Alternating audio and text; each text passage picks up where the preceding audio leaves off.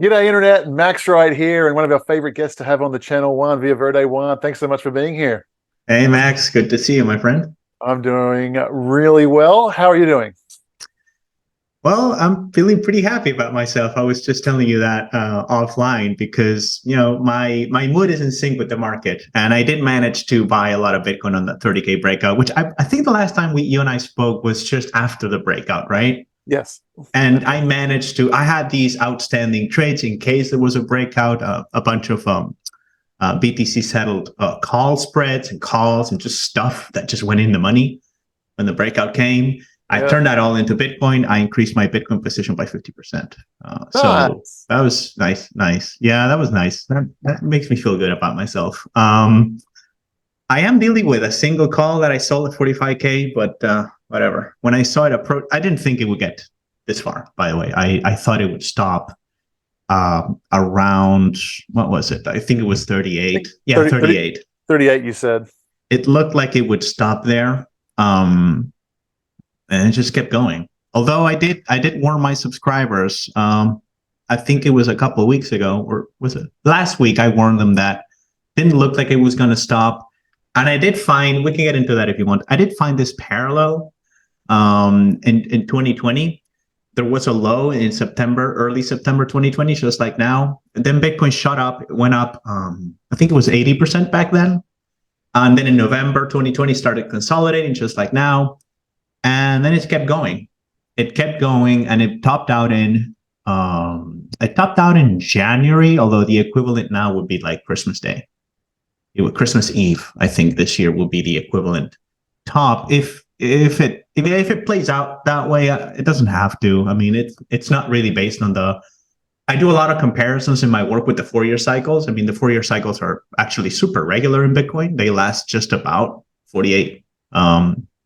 They last about 48 months exactly, except the first one. The first one was the odd one out. It was 39 months. And so these comparisons do work. 2020 does not compare to 2023. So, take that with a grain of salt. It does look like late 2020, though. The price action looks pretty much just like it. And what I did nail is that I said, if it breaks out that 38K, call it super short-term resistance, because that's what it was, like super short-term resistance. If it breaks that out, it's going to go mental. It's going to go vertical, because that's what happened in 2020. And it did. It went vertical. Yeah. So that's good. Like I said, at the time of recording here, we're just shy of 44,000. The chart looks, except for a couple, wow, look at that. Except for, is this the daily? I'm counting 6 red days. That's crazy. 6 red days. Yeah. In the last, how many days is that? 53. 6 red days in the last 53. That's just crazy. It's absolutely. I mean, listen, there is this. The reason I brought up late 2020 is quite simple. There is this 80-day cycle in crypto, right? I talk about that here. I've discussed this with you. I talk about it in my subscriptions too. It's very regular. It's always there. So that means that let's say every 80 days or so, you have a large or significant, like 15, 25, 30% correction in Bitcoin. It's very regular. How regular? Well, the last time we didn't see that correction at the 80-day mark was back in late 2020, which is why I looked and I thought it was interesting that even back then, when it skipped this 80-day correction, the correction at the 80-day mark, the rally also started in early September. Back then it was September 8th. Now it's September 11th. It's off by a few days, but it kind of looks the same. And it really does. I can share my screen if you want. I can show you, because I thought it was interesting. But again, take it with a grain of salt. I don't know that the rally is going to go parabolic. By the way, if the move resembles the one in 2020, you know what the high would be? It would be 65,000. So just shy of the all-time high. Not saying it's going to go there. And I am saying it's going to go there next year. I don't know that it's going to go there like by Christmas Eve. But hey, if this is pretty obvious, right? But if the move continues, yeah, it'll get there. It'll get there in a couple of weeks, for sure. It'll get to where in a couple of weeks? 65,000. In a couple of weeks. In a couple of weeks, if the move continues like like it has so far. Well, It'll yeah, be okay. 60 to Anyone, hang on a minute. 65,000. Anyone can say that. I If know, the I move know, I continues know, the same, it'll be I 65. know, Yeah. I know. I'm not Question saying is, it does, will it? but so it's hard to say because the market is overbought, right? It should have corrected. I guess what I'm trying to say, I'm using a lot of words here, but because I'm a cycles analyst, but basically what I'm saying is Bitcoin should have fallen in November, and it didn't. And if you look at the altcoins, they did. Like most of them did. I track a lot of altcoins, which are not doing so well. Some of them are though, like Solana, Link, a bunch of them, but even those went down, even those corrected. So the altcoin complex did go down in November, which is what crypto typically would have done, including Bitcoin. The fact that Bitcoin is not going down is quite shocking. And what I've been studying over the past couple of weeks is, okay, when the correction does not take place, what happens? What typically happens?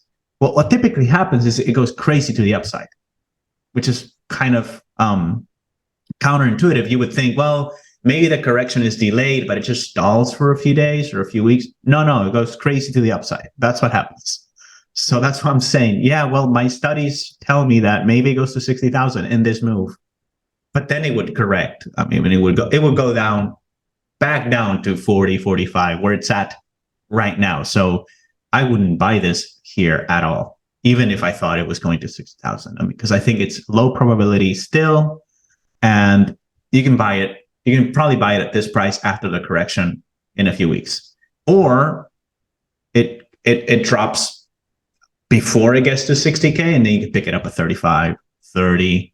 I am trying to buy more at 32, 35. You know, that breakout, that's where I want to accumulate more.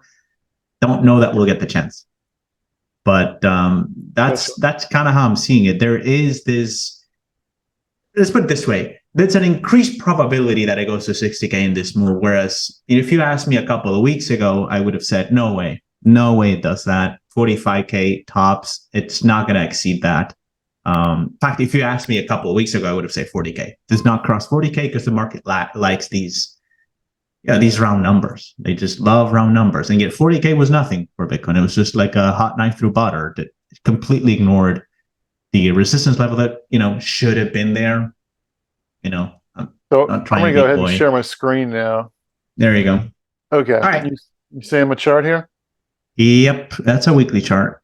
No, that's daily. Actually. That's daily. It's just zoomed out. Okay. Wow, really, you have a big monitor, dude. That's a big monitor. I'll show you mine if you show me yours. All right. So the vertical blue lines, these are the halvings, right? Yeah. And we can see our distance to halving here. And it's a little, this is 2020. And And then this was this crazy run up that happens. So we're coming out of a long, deep bear market. And then everyone, okay, cool. It's the end of the bear market. It's time to go. But back then, people got over their skis. They got ahead of themselves, and it went up stupid. This is the all-time high at the time, $20,000, and this run up went up to $15,000 before the halving, and it was just too much too soon. It was silly, and it started coming down, and then eventually COVID took it all the way back down to $4,000. Let's call it. Yeah. And then it was the big parabolic move that happened majority after the halving, just like we would typically expect.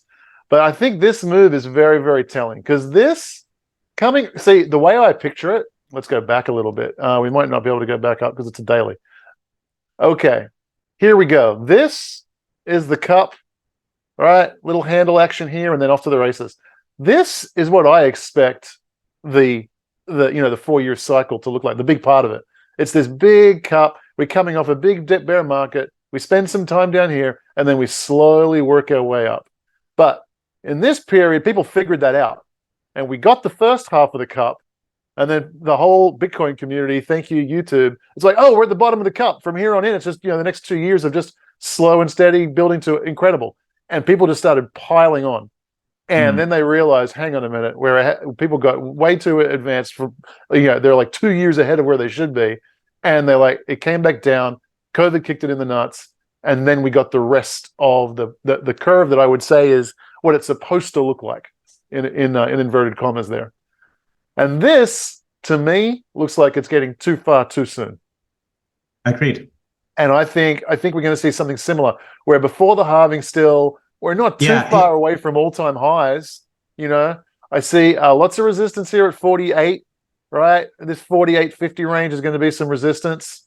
So maybe we turn around there and we call it a day there, maybe. And then I think we're going to come back down for a little bit. We might even revisit maybe 30 if we're lucky. We can revisit this 30 mark before we take off again here in 2024, maybe 2025. What are your thoughts on that? I think 2025 is going to be the high. But listen, I actually am in agreement with you. I think after this move ends, we're going to probably, I think we may even see a bit the consolidation begin shortly here. And Bitcoin's probably going to still be correcting by the time the halving comes. By that, I mean, it won't have exceeded the high that it's going to make in this move. So I think the high is near. I just said Christmas Eve. I mean, that's the latest, by the way. I think at the latest, this thing tops out December 24th, at the latest. So it's about to end. That's another way to look at it. In terms of time, however, in terms of price, this is the part where it goes mental. This is the part where price goes bananas. So it may just shoot right past 48K, 50K, and stop at 60, you know? So that's what I'm saying. But in terms of time, yes, we're very, very, very near. And no, if you didn't buy Bitcoin yet, not financial advice, do whatever you want, but a little late to get in now in this move. This move is well into its final phase, but it could get pretty crazy and go to 60. Okay, that would be my high watermark for this move. No way it exceeds the all-time high. No way it exceeds the all-time high. Before it goes into, and this is what my cycles model is telling me, is it's going to go into a prolonged correction now. So how prolonged? I think that by the time the halving rolls around, the bottom will probably be in, the low will be in the correction that will come in Q. So basically Q1 24 will be correction time, probably. And it should be prolonged, like you said. And yes, that's a very good observation in 2019, because in my work, 2019 is somewhat of it's the odd one out. It's a weird cycle because it shoots way up. Then the correction lasts for quite a bit, although part of that had to do with COVID. Bitcoin dropped by 50% March 12, 11, 10, whatever. Early March 2020, Bitcoin basically halved, but not the halving you want. It halved in price in a day. So that's the only time that happened. It got closing in March. In May 21. That has a lot to do with leverage. Back then in March 2020. Yeah, BitMEX, I think it was. I don't have the numbers. I don't remember what the numbers were, but I mean, the futures were trading at ridiculous discounts to spot. I happen to be short a lot of futures. So I actually made money just because I was hedged. I was hedged through futures. I happened to make a lot of money on those because the futures just completely lost. I mean, they lost a plot. Let's say Bitcoin was 5K, the futures were trading at 3,500. So you could clearly see this was being led by a wave of liquidations that were hitting the market. And some of the exchanges, there were even talks back then of shutting down all trading across all exchanges because, we can't deal with this. Actually, it was fine. So a lot of that was caused by leverage, which means that we may be seeing, I think we're going to see the same types of moves in this bull market. People are getting a bit too excited, even now. Seeing a lot of people chasing altcoins, even though it's still a Bitcoin-led move in terms of, let's call it volatility adjusted moves. It's just a Bitcoin game because Bitcoin has refused to go down. Which reminds me that I'm starting to think that my theory that this bull market is going to be more like the one in 16 and 17, that may be true. That may actually play out. I don't know if you and I discussed it. Yeah, I think we have. We have discussed that. I have this theory that maybe it's going to be like 16, 17, which is pretty amazing because in terms of cycles, and I'm doing a lot of work going back on these cycles lately, and the reason from a cycle perspective, the 2016, 2017 bull market was so great, there was no 16-month pullback. There's a 16-month cycle in crypto.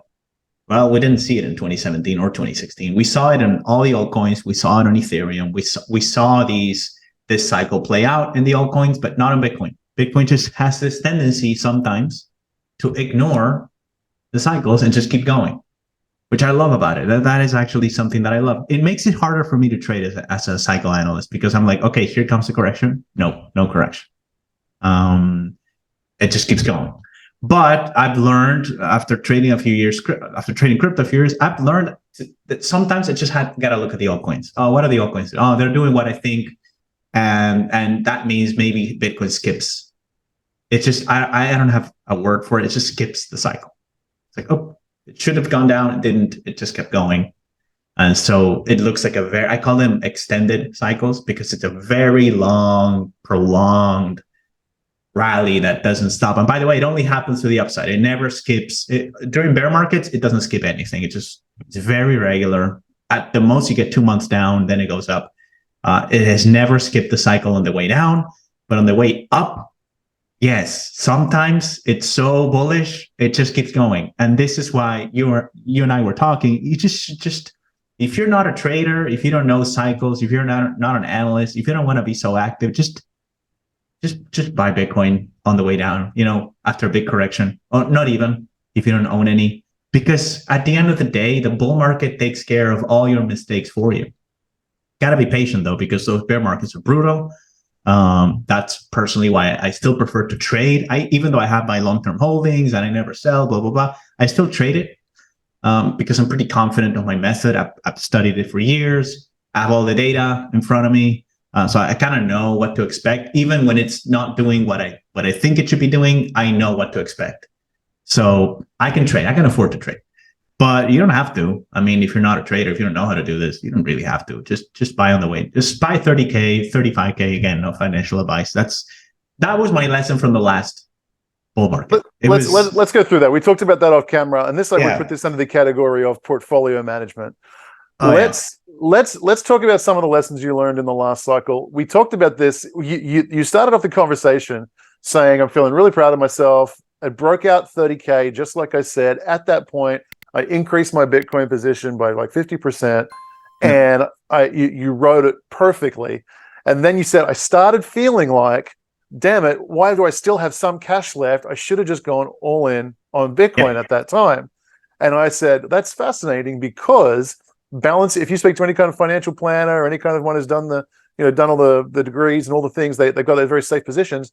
Balanced portfolio theory says what happened was you had some cash, you had some Bitcoin goes parabolic. Now you should rebalance your portfolio. You sell some Bitcoin, get some cash in the position, lower your Bitcoin, and now your portfolio is rebalanced. And your response was, that's insane. Balancing your portfolio is ludicrous. Yeah, that's absolute nonsense. That is absolute nonsense. Now, why did you say that, and share with everybody the lessons you learned in previous cycles? Right. So in the previous cycle, I had a balanced portfolio. It was 50% cash, 50% crypto, which I consider to be pretty aggressive right around March 2020. And I was doing a lot of yield farming. I was doing arbitrage. So I wanted some cash because I actually enjoy doing these. So I thought, I'm making a lot of money doing this arbitrage thing. So I don't need so much crypto. But by the end of the bull market, my Bitcoin, my long crypto, which was basically Bitcoin and Ether position, had dwarfed whatever I was doing. And I was doing pretty well. I told you off camera, I increased my cash. Like my cash position went up by 150% in 2020 and 2021. So I was doing very well. That's 75% a year. That's pretty good. But it was nothing compared to what I was doing on crypto. So I think by the end, I was like, my portfolio was like 80% crypto, 20% cash, something like that. I also save a lot of whenever I do any work and I get paid, I recycle it back into crypto. So that was only cash. My mistake was I never increased my crypto exposure. I never bought more crypto. I loaded up in March. I left it sitting there. Because I was thinking along the lines of a balanced portfolio. I would not sell a massively winning position to go back into cash. I would not do that. But I didn't increase. I just stayed. Whatever was in crypto, stayed in crypto. Whatever was cash, stayed in cash. I never rebalanced again. And by the end, I was doing so much better on my long crypto positions even though I didn't do anything for that. It was just sitting on a hardware wallet, no work at all. Let So I me told, it was like, why am I doing this work? Why am I managing this cash when I can just put it in a hardware wallet, sit back, relax, watch number go up? That's it. You do much better. And I hate myself because I actually have the numbers kind of in front. Like I know how much more I would have if all I had was crypto back in March 2020. And I hate myself for not going in more aggressively. So there's just so many lessons here. First of all, let me say back to you, back to the audience, exactly what was said here. There was a time that Juan was 50% cash, 50% crypto. With the crypto, he bought it, put it in a cold storage wallet, and he never looked at it again. Just what came back in 2 years' time, and it went up this much. And then there was this part over here. Now, Juan is a professional trader. He spends all his time in front of computers, an enormous amount of time looking at screens, looking at charts, looking at reading cycle theory, upping his skill, right? Trading in and out. What's the good time? What's the good time? Blah, blah, blah. And he made fantastic money by trader standards. Absolutely fantastic. 75% one year, 75% the other year. His cash position went up 150%. So at the end of this time, crypto was up here, just buy and hold and go to sleep. And full-time work. Cash. When you say cash position, you're investing in and out of cryptos, equities, all kinds of things. Yeah, investing in and out of crypto, arbitrage, what have you. Doing all kinds of things, but it ends up settling back into cash. And the cash got to here. So the do nothing work made him this much wealth, and the full-time work with a decade plus experience in trading got him to here. And this is what so many people understand or misunderstand. It is so hard to just do nothing. It is so hard. That people don't understand how hard it is to do nothing. I don't know. I think I got the lazy gene. It's fabulous. It's true. Now Juan's got incredible trading skills, so he can take this cash position from here to here and make 150% in 2 years. That's absolutely fantastic. But if you're a plumber, electrician, doctor, lawyer, janitor, whatever you're doing, so often you are best to just go and buy a Bitcoin, put it in a cold storage wallet, and go out and live your life, work hard, take your vacations, do you whatever. Know that within 10, 15 years, this thing, with ignoring it, it'll make you a multi-millionaire. Like if you're a 30-year-old, you will probably retire by the age of 45 because this went parabolic over 15 years, and you just worked and whatever, went on your vacations and did your thing, right? That's how easy it is in the crypto world. And time will fix all of your mistakes, right? Just sit it there and do absolutely nothing, and time fixes all of your mistakes. It is such a good lesson. I've been punched in the face with this lesson many times as well. Well, I think by the time I'm your age, I'm probably I think at some point I'm just going to do that. I'm just going to try to ride the long cycle. And I may, if my model is telling me to be in cash, I may not buy anything. I may just wait for what I think is the low, and then just, load up, get out of cash, and just watch it go up. Really, I mean, it's just, I think I'm still trading it a little bit. Like my crypto position is still there's some trading in there still, but it's just hedging. I just hedge every now and then because in a previous life, I managed like a 20x levered short option portfolio, a small fund for a few clients. So I got pretty good at using too much leverage and never getting what I call killed. Because when you're short options, you can get killed. I got good at not being killed, which means I can kind of afford to hedge and not lose any money. I got good at that. So for me, it's like, just buy these calls. Part of the reason I managed to increase my Bitcoin exposure by 50%, I made some money on long option trades. But yeah, you don't have to do any of that. You can just buy the low and just sit there. By the way, Max, it's very hard to do. I think it's very hard to do for most people to just buy and hold. That's not easy either. You should not make, there was one trader mentor that I had and said, it's simple. It's simple. It's not easy. It's simple. Simple, but not easy. Yeah. That's the magic. For 99% of people, just go buy crypto and then go back to your job. you just sleep on it. You just sleep on it, and time is going to make you very, very wealthy. People don't have the patience. They want to be they want the fun of gambling. They want the trade. They think they're better than the markets and all that kind of stuff. And man, it's a very, very rare. It's very, very rare I made anybody, right? Let alone a layperson, right? But here we are meeting someone, a trader with a decade of experience, and to beat the crypto markets is just damn near impossible. Even when you're a phenomenal trader, which you are, and getting outstanding results, it just pales in comparison to crypto bull runs. And that's just the lesson that people need to learn. So that's a good one. Yeah. Take it from me. Take it from me. So all right, tying this up into a little bit of portfolio management, we'll call this. So when we talk about things, Juan and I, we do these videos, we're here and we're talking about, we very, very clear in the fact that we are talking probabilities. There's, probably this is going to happen. If not, then probably this is going to happen. And it's very unlikely that these 17 scenarios happen, right? But yep. we understand very, very clearly. I hope you guys understand that nobody knows. This is a game of probabilities, and you just want to we try to put our. I think we both have we call it a HODL account. Just here, just in case we screw up royally, we just buy Bitcoin and let time solve all of our mistakes if we were to make any, right? But then there's the trading play, and that's just, we're here for fun. This is for shits and giggles. That's, we've got these skill sets and we can play with it. And then with this, we try and position ourselves where there's the highest probability of success, right? And we know that we're going to lose, and we know that we're going to win. We hope our wins outnumber our losses, and that works. But we're in this world, and we find it fun. B, we have the skills, et cetera, et cetera. For the vast majority of people, it's better. You have your HODL account like we do. And then if your skills are not in this world and you don't have a passion for it and you don't want to learn it, go and do what your passion is. Maybe it's a doctor, a lawyer, maybe it's starting a business, whatever it is, that's usually the best way to go. However, now we get to the point that, okay, we've got this huge HODL account, and then we have a portion of our portfolio, which is our play money where we trade. However, there's a time when people come to this space and they have nothing. They don't have any crypto. And they got to decide, do I get into crypto? If someone did not have a penny of crypto right now, what would you be your recommendation for them? They should get some exposure right now, I would say. If you don't have anything, just in case, we're all wrong, there's no correction, it shoots to 100K in a single move because people get crazy when the ETF gets approved.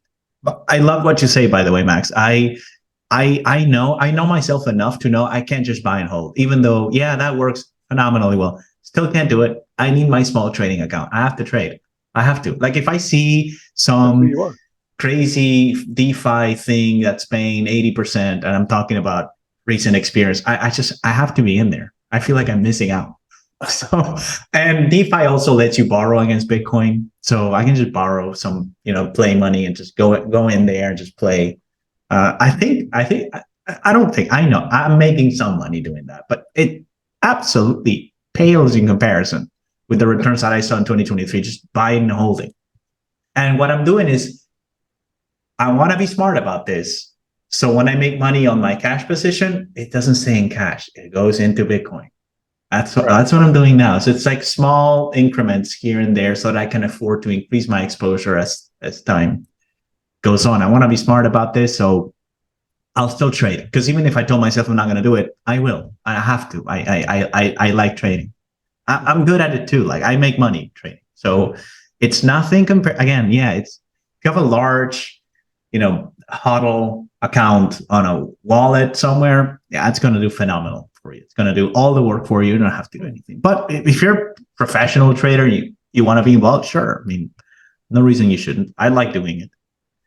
So just to add to this, by the way, my advice, my answer to the same question I asked you is exactly the same.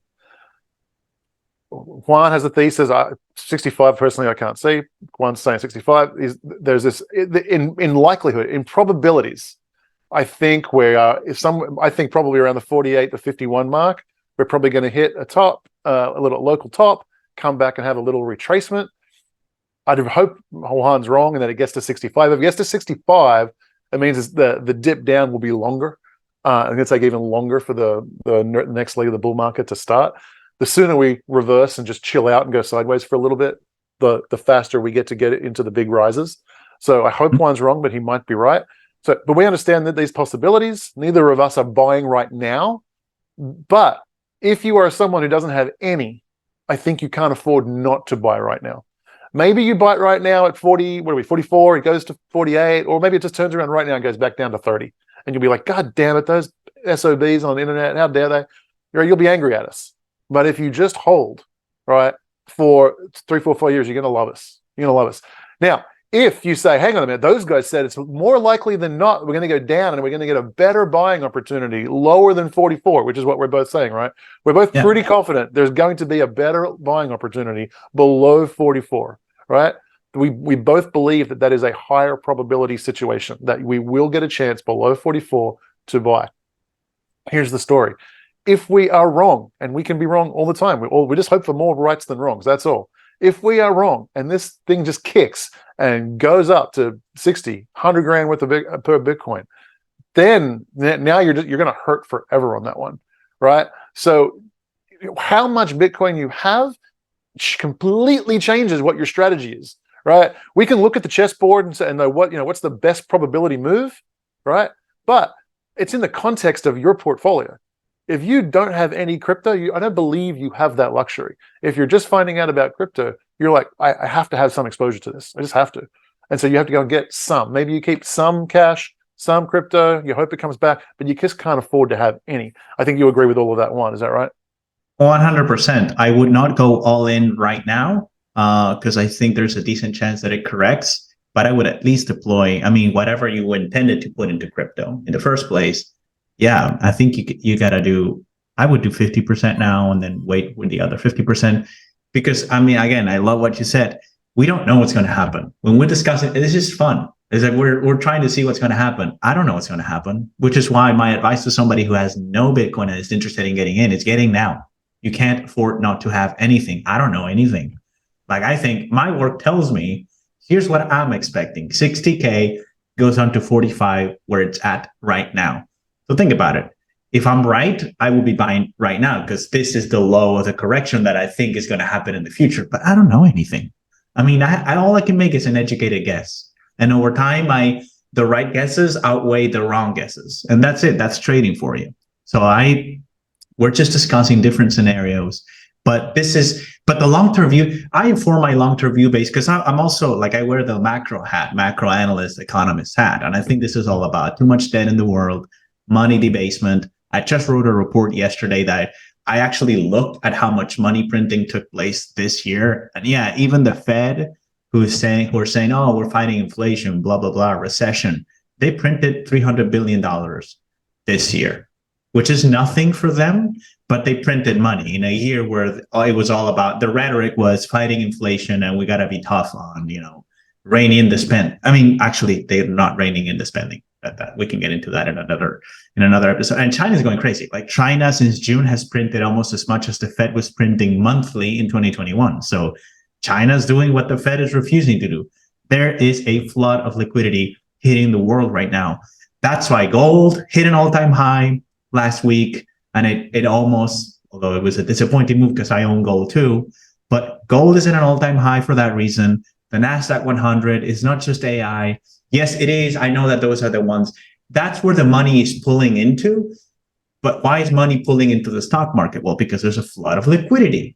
And it's probably going to accelerate if you understand the levers that the US Treasury has been pulling in 2023 to avoid catastrophe. I think they're going to run out of options in 2024. So the Fed is going to have to be more overt in bailing out the bankrupt governments of the world. And that has nothing to do with charts or price levels. That is just a thesis that they're going to paper over this giant debt problem.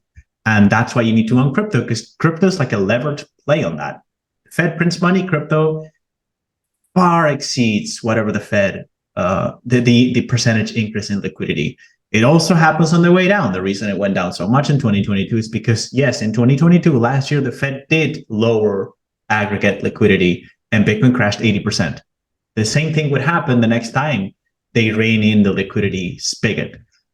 But that's not where we're at in the cycle right now. There's a cycle to liquidity also. It started to go up this year. It's going to go crazy in 24 and 25. And that's why Bitcoin's going to go to all-time high, because they're printing money. They're printing money again, even though they're saying they're not. And that's why I think you cannot afford not to own this, because crypto is one of the only assets. I think the two assets that have exceeded the pace of monetary debasement Crypto's one of them, and the other one is the Nasdaq, just buying the Nasdaq 100 index. But between the two of them, crypto is by far the best bet. By far, it's not even close. Everything else, the Dow, the S&P, gold, real estate, you name it, all of that stuff underperformed monetary debasement. The only two things that have exceeded it is crypto and tech stocks. And by the way, crypto is technology too. So tech is the only thing that is actually outpacing the debasement of money, of fiat currency. That's why you want to own crypto. And if you don't have any right now is a good, I would say, as long as we're under all-time highs, it's still a good bet. Like long-term, stepping back, still a good bet. Even after we exceed all-time highs, still going to probably be a good bet. But we're not going to get to all-time highs anytime soon, I don't think. I think you agree. That means it's a good time to get in if you don't own any. Yep. Very, very much agree with all of those sentiments. And just when you understand the amount of spending that is baked into the cake. So with interest rates being where they are right now, the amount of money the US government has to print just to pay the interest on previous debt, plus they have to run the war machine, plus the welfare state, plus keep the lights on in all the government buildings. They are guaranteed to just debase the monetary system, the monetary unit of the US dollar. It is 100% guaranteed. Cannot go any other way. The only other way is to declare bankruptcy and basically sacrifice the world's economy, which, when you get this bankrupt, is you actually do need to do that. You need to liquidate the debt. That would be the best case scenario for the future of humanity. They never do it ever. They just keep printing until the currency collapses. That's just what happens. It's just a 100% track record. No one in the government has the balls to actually pull back and say, we are going to have to liquidate the debt. All the things that should be bankrupt, let them be bankrupt, liquidate the debt, and a spring will emerge within a few years, and things will be very, very good. Now, I say it never happens. It never happens when they have the choice. But Greece is an interesting example. Greece, as you guys might remember, absolutely shit the bed last decade. Absolute crisis. However, they were not in control of their own currency unit. They used the euro. And the euro came down and said to them, oi, we're not printing for you. You guys have to suffer miserably. And they went through massive austerity. There were riots in the streets. The unions went ballistic. The poor workers suffering. All of that is true. But it's also the worker who voted for the guy to give him all the free shit for 10 years and give him the 30-hour work weeks and all the vacation times and all that kind of bullshit. And they bankrupted themselves, and then the worker paid the price. All of that is completely true, but the worker didn't take his responsibility for that part of it either. Now, don't get me wrong, there's a lot of looting, a lot of corrupt bureaucrats along the way, but these guys also voted for that. It's part of it. They're not, to quote V for Vendetta, if there's other people who are more responsible and they should be held accountable. But if you want to find out who's responsible, just go ahead and look in the mirror. That's a good message for the Greeks. But the point of this little trip down memory lane for Greece is that the Greek economy is now actually doing really well. A lot of the debt was liquidated, and they're coming back quite strong now. And their children is going, and the future generations going to be much better off as a result of going through that very, very painful period. Compared to the rest of the world, where the governments don't have the stones to put their citizens through that. They're just going to print money, and that's going to be a much more painful scenario for people who do not have Bitcoin. One. Especially, I think, in the case of the US. I mean, there's two places that are printing the most money. One is China, the other one is the US. By the way, guys, pay attention to China. Nobody does.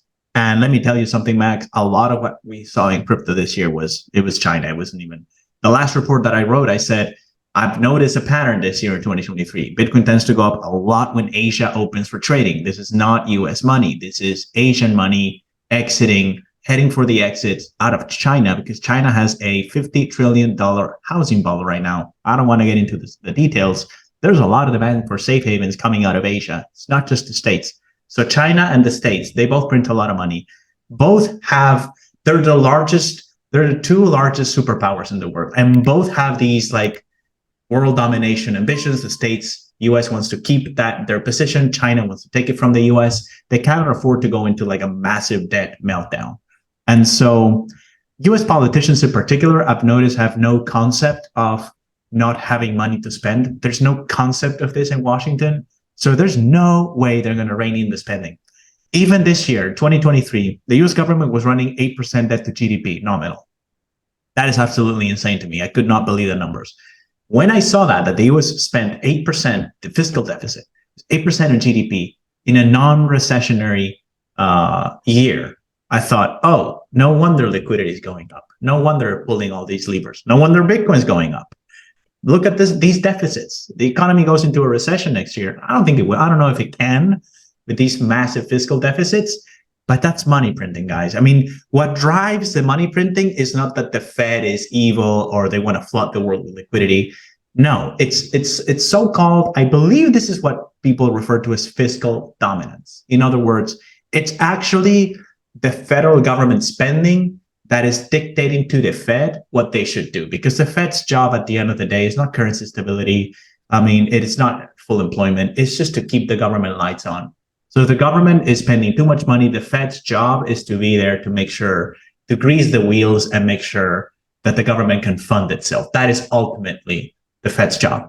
Same thing in China. Although China, I thought they were going to be more tougher on this housing bubble, because it's kind of like a, I mean, for lack of a better word, it's an autocracy. I mean, it's an empire. The guy's an emperor. It's a monarchy. So they don't answer to the people so directly. But even they were, even Xi Jinping was feeling the heat, and he started printing money. He got rid. It was a very interesting story, because he got rid of the top brass of the People's Bank of China in March and told them, you know, fuck money printing, forget that. You have to defend the currency. This is number one priority, because the BRICS and whatever. And then come June, they did a 180 and they started printing money again, even though she promised the world, I'm going to get really tough on this issue. And he couldn't do it because his job was on the line. And this is the same thing that I see with the US. If the US defaults, Washington, not America as a nation, Washington loses power. And they don't want that. So they're going to print. Pretty simple stuff. It's not that America is going to go into a dark age if the US federal government goes into default. I don't think so. I think it's going to be a golden age, but it would be. But it's the politicians out of Washington that are going to lose all their power. The ones who like to play world police in Ukraine and whatever. The ones who like to make all these promises to their constituents so they go for re-election. Those people, their jobs are on the line if the US government defaults. So it's not going to happen. It's just not going to happen because they own the printing press. And Max, this year I became convinced that most elected officials don't even understand this problem. They don't understand that, you know, there's a finite amount of money they can spend. In reality, they think it's infinite. They treat it as an infinite well of abundance. And 100%. It's just money printing.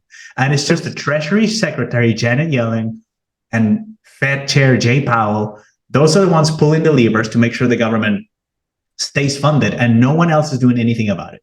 They're all making just promise. No, there's no. They're very open about it. They've been open about it for years. They believe that the amount of debt that the US has is just not an important data point. It just doesn't matter. And when you hear them discuss the topic, they only discuss the moral virtue of the topic. It's like, should we fund homeless care shelters? And all of it. Well, think of poor people, think of homeless people, think of this, think of that. But at no point do they say, this is more important than that, so let's defund the art clinic to fund the homeless shelter. It's never a debate of, you know, what should we stop spending in favor of this, which is more important, which has a priority. It's just, is this a moral right or a moral wrong? Well, we need art shelters, so yes. Well, we need to help homeless people, so yes.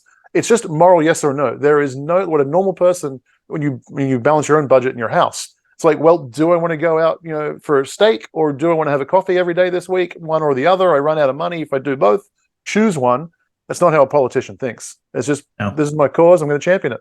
This is a right, and there's no consequence. There is no thought given to how it's funded. And yeah, so no, they choose not to get it. Let's say that. It's just not to get it. They choose not to get it. And what happens is, at the end of the day, the currency takes it on the chin. And that's what's been happening since 2008. The currency takes it on the chin.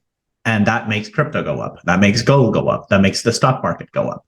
Lately, we have seen the bond market kind of have jitters, which is interesting. It's why I think we're entering a new phase in this whole debt bubble. But that's going to drive even more money into crypto. It's partly why I think the way I justify my thesis that this bull market may be one of the best ever has to do, not in percentage terms, by the way, just in terms of how smooth the uptrend might be, has a lot to do with, I think there's a recognition in the world that we have reached like peak debt. We cannot continue like this. At least the markets are coming to this realization. I think that's why I think part of the reason BlackRock and all these other guys want to get into Bitcoin, they talk about it as a safe haven alternative. I think part of that is because they realize we haven't reached it. We're close to the end game in terms of how much money, how much debt can be floating out there in the world. By that, I mean the next 5 years are going to be very interesting in terms of the debt markets. And I think it's going to color the next bull market in crypto. It's going to be colored by this talk of too much debt, unsustainability, fiscal deficits that are absolutely bananas. Some guy was doing some math the other day on YouTube, and he proved that the interest expense in December 2024, it was 800 billion, I believe, this year, which is insane. 2023, but in December 2024. So by the time we get to December 2024, a year from now, the interest expense for that year is going to be 1.2 trillion. And I still remember when $1 trillion fiscal deficits were just like something that raised alarms, and now nobody bats an eyelash. Yeah. It is true. I mean, I know if this is the first time you're hearing these issues, it may sound strange to you, but when I started, it was $1 trillion deficits. That's insane. Now they are here to stay. We have perpetual $1 trillion deficits, and we got there in about 10 years. And so this situation, yes, it is getting worse and worse and worse. And if you want to know more, Double Line Capital and YouTube, Jeff Gundlach, I think it's his shop. Fantastic work on the fiscal deficit. Now, I don't entirely agree with his thesis, but he has the numbers. He has the numbers, and when you look at them, you go, oh shit, I mean, this is a real problem. And that's why crypto's going up so much. And that's why the Fed cannot afford to lower liquidity. They can jack up rates, but there's the interest rate part of the equation, and then there's the money printing to make sure the government continues to be funded. And on that side, the story is completely different. They have been making sure the government is funded. It was partly also Janet Yellen at the shout out to Yellen. I think she did an amazing job because her job is to make sure the government is funded. And my God, she just kept pulling rabbits out of the hat. But at the end of the day, what that resulted in is a flood of liquidity to make sure the government is funded. But guess what? That made crypto shoot to the moon. And it's going to continue to make crypto shoot to the moon. The market can see what's happening. You can't fool the markets. You can't. There's going to be an escape valve at one point or another. And the escape valve is the currency. The currency is going to take it on the chin. Yeah. So I think a really important thing, a good way to visualize Bitcoin for people who are new to it is, I used this argument way back in like 2013, is that the price of Bitcoin is the insurance premium on the world economy failing. Yeah. That's what it is. It's like if I'm going to sell you flood insurance, well, it depends. Are you in a flood zone? Are you next to a river? Are you next to an ocean? Are you in the tornado valley? All of these things factor into, and depending on the likelihood of the flood happening, the higher your flood insurance premium. Well, think of Bitcoin as the higher the price of Bitcoin is, that means that's the insurance premium. That means the more likely the economy is about to break.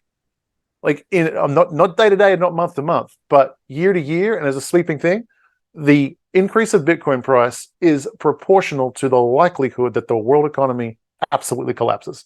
Absolute calamity. It is an insurance premium because it is an insurance product against that, right? When you understand the fundamentals, you understand there's absolutely no counterparty risk. You understand it's not intermediated with any other thing. It's its own sovereign system sitting here waiting to jump in to rescue the planet from the dustbin of the old system.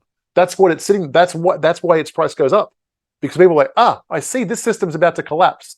I need to go and get exposure to the new system so that when this one collapses, this one can step in and I'm ready and I have a position. That's what it is. And so that's why exposure to crypto is absolutely essential, because the world economy could collapse at any point. But they may be able to kick the can down the road another 5 years, another 10 years. We don't know. But the premium is going to go up and up and up, year after year after year for that reason. Thoughts? 100%. Couldn't have There's said one it more better little fun myself. topic. There's one more little fun topic I want to touch base on, a little bit left field. So we are both thinking that there's a decent likelihood of a pullback at some point, and that's the charts telling us something, right?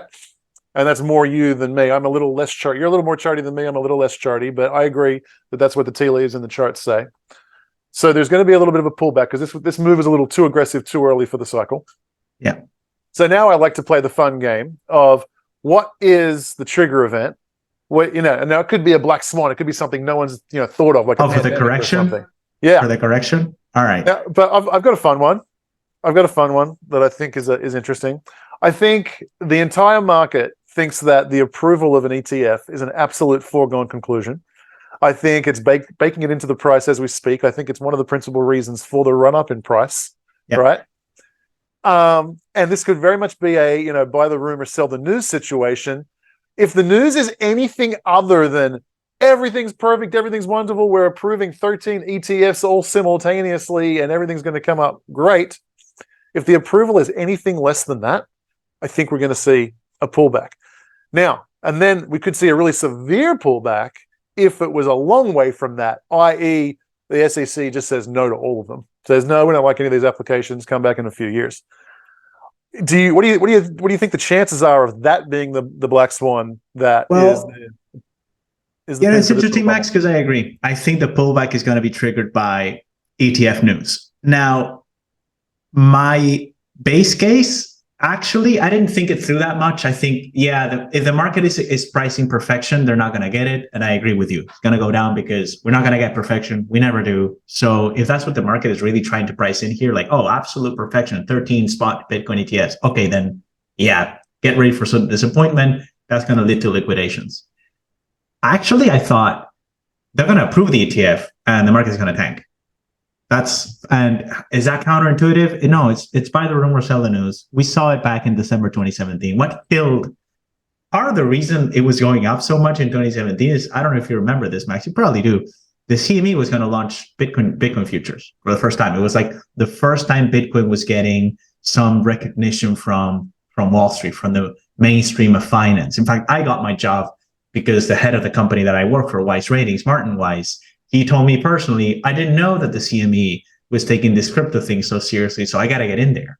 So you can see that a lot of like gray hairs were getting into crypto just because the CME was signaling to the world, giving it some legitimacy.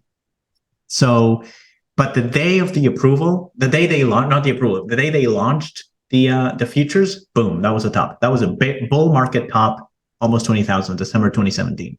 So I think it's going to be buy the rumor, sell the news. And I honestly don't care what happens to the, I don't care what happens to the ETF. I think that the news we're going to get is going to lead to the price going down. Exactly what that means, I'm not sure. It could be, like you said, it's not going to be 13 ETFs. I think the market is pricing in just BlackRock, although that is my working assumption that it's just BlackRock that gets approved. I don't know the legalities of it, though, because I do know that it's not legal for them not to approve all of them. So maybe they play some games. I honestly don't care. I don't know. But I agree with you. I think it's going to be ETF news. That's how I'm thinking about it. My trader brain is saying ETF, we get news on the ETF, price goes down. I don't know what the news is. I really don't know what the news is. I think it's going to be approval, but I think the market is going to be disappointed anyways, or people are just going to sell. They don't need a reason. Maybe they just go, okay, that's it. Yeah, it was an ETF news trade. I'm gonna front run this news. The news comes. Okay, now everyone knows about it. Now I can sell my position. I got my profit. Yep, that's it. I think that's going to, I actually agree 100%. That's gonna be the catalyst because we're nearing that deadline. I used to think, because I thought the correction was going to be in November, and I used to think, the SEC is going to do something. People are going to be disappointed. Bitcoin's going to go down. But we're past that now, so we're looking straight at the ETF now, and I think it's going to be, buy the rumor, sell the news. They're going to say something. Whatever they say is going to disappoint people. They're going to lead to people selling. But like I said, it may be that even if the market gets everything they wanted, I still think people are going to sell. Because it's like, that's it. Now the market has done its job. It has priced in all this money that supposedly is going to come in at some point. And that's it. People are going to get out. Now, that doesn't kill the market. That's just a correction within a bull market. According to my model, the bull market started officially in September 11 this year, so 3 months ago. That's when it started. So we're in a bull market now. I think it's buy the dip. We're in buy the dip mode. Buy the dip. Awesome. All right, Juan, that was another excellent conversation. Really appreciate it, guys. Hit the like button, hit the subscribe button, and I'll see you soon.